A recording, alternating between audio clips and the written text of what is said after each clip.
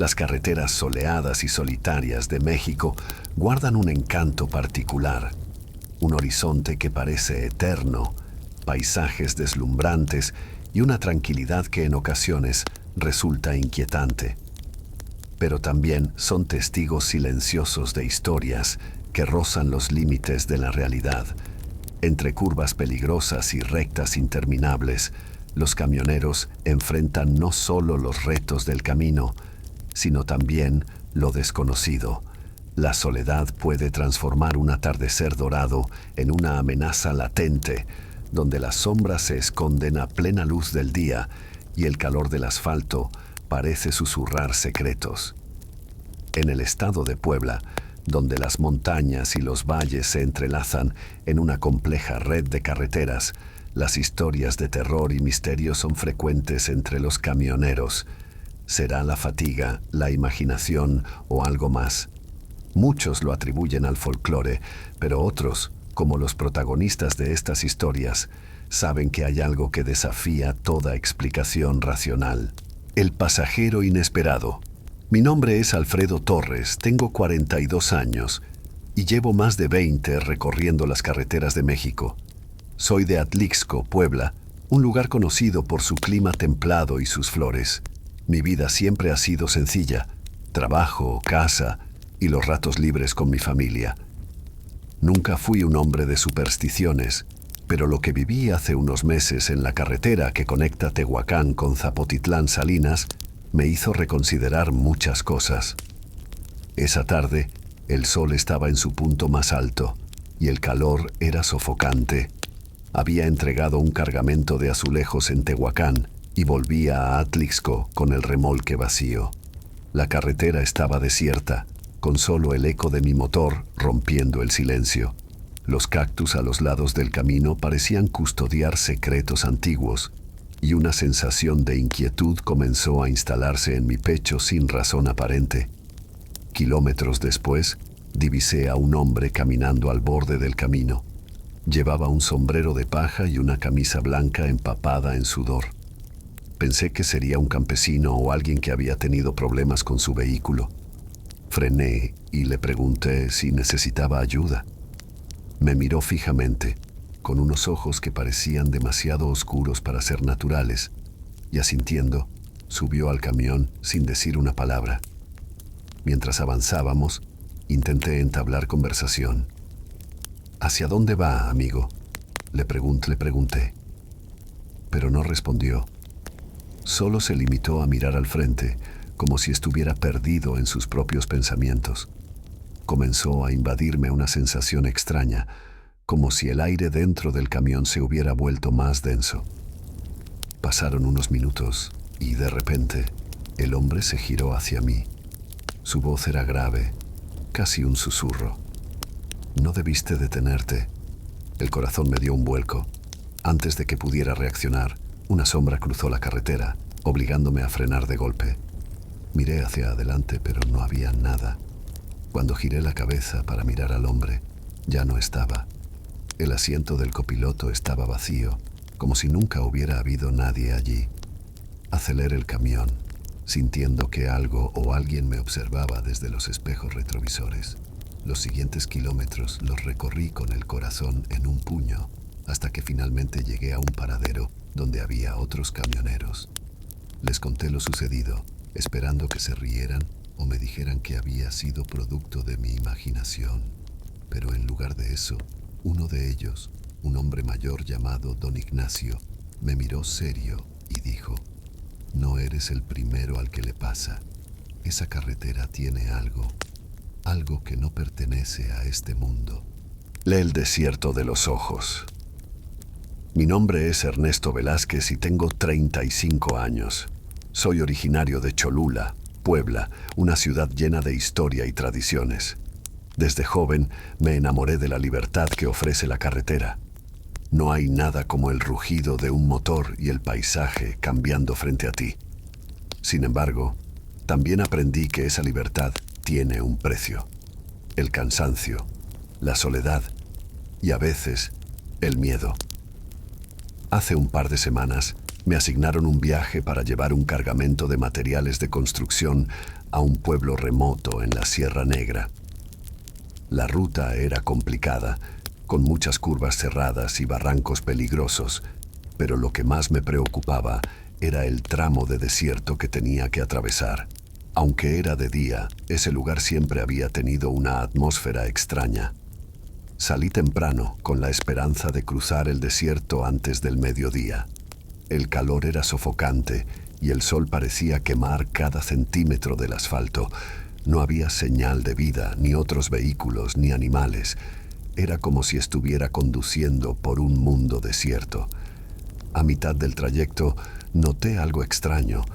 En el horizonte vi lo que parecían ser figuras humanas de pie junto al camino. Pensé que era un espejismo causado por el calor, pero a medida que me acercaba, las figuras seguían allí, inmóviles. Había algo en ellas que me erizó la piel. No parecían del todo humanas. Eran altas, demasiado delgadas y sus rostros estaban cubiertos por una especie de máscara blanca.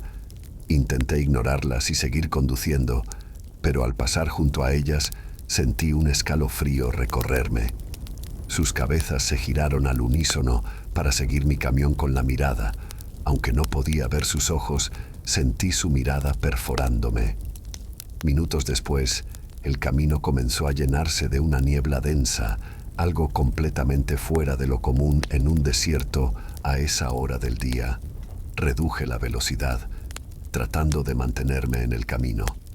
Fue entonces cuando escuché un golpe en la parte trasera del camión, como si algo hubiera saltado dentro del remolque. Detuve el vehículo, pero no me atrevió a bajar. Encendí las luces traseras y miré por los espejos, pero no vi nada. Sin embargo, el golpe se repitió, esta vez más fuerte, y el camión se sacudió ligeramente. Decidí que era mejor no investigar y aceleré para salir de allí lo más rápido posible. La niebla finalmente se disipó, pero la sensación de ser observado no me abandonó. Cuando llegué al destino y abrí el remolque para descargar, encontré 00E, algo que me dejó helado. Sobre las cajas había marcas de manos alargadas y delgadas, como si algo hubiera estado allí dentro. Desde entonces, evito ese tramo de desierto a toda costa, pero en mis sueños, esos ojos vacíos y esas manos me siguen atormentando. La curva de los susurros. Soy Ernesto Lara, un hombre de 45 años, nacido en un pequeño pueblo de Puebla llamado Zacatlán. He sido camionero por más de 2 décadas, recorriendo miles de kilómetros por todo el país. Conozco bien las carreteras y sus peligros, pero nada me había preparado para lo que viví en un tramo conocido como la curva de los susurros. Era una mañana soleada y transportaba cajas de frutas hacia la ciudad de Puebla. La curva, famosa por los accidentes que han ocurrido allí, estaba envuelta en un halo de misterio. Los lugareños cuentan historias sobre voces que se escuchan en la zona, pero siempre las había considerado simples leyendas. Al acercarme a la curva, una sensación de inquietud me invadió. El sonido del motor y el crujir de las llantas sobre el asfalto parecían amplificados, como si el silencio del lugar quisiera destacar cualquier ruido. Al tomar la curva, sentí un escalofrío inexplicable. Y fue entonces cuando lo escucho inexplicable, y fue entonces cuando lo escucho son 00E. Un susurro apenas audible, pero claramente humano. Miré a mi alrededor, pensando que podría haber alguien cerca, pero no había nada.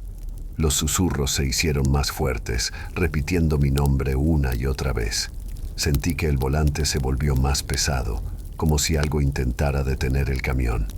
A pesar del miedo, seguí avanzando, pero los susurros no cesaban. De pronto, una figura se materializó frente a mí. Una mujer vestida de blanco, con el cabello cubriendo su rostro. Frené de golpe, pero cuando bajé del camión para buscarla, había desaparecido. La carretera estaba desierta y el eco de los susurros parecía desvanecerse con el viento. Cuando finalmente llegué a mi destino, un viejo campesino me advirtió que evitara esa curva al regresar. Los que escuchan los susurros nunca vuelven a ser los mismos, dijo. Desde entonces, he tratado de evitar ese tramo, pero cada vez que paso cerca, los susurros parecen seguirme, recordándome que hay cosas en este mundo que no podemos entender. El eco de la montaña. Me llamo Raúl Mendoza, tengo 38 años y nací en un pequeño pueblo de la Sierra Negra en Puebla.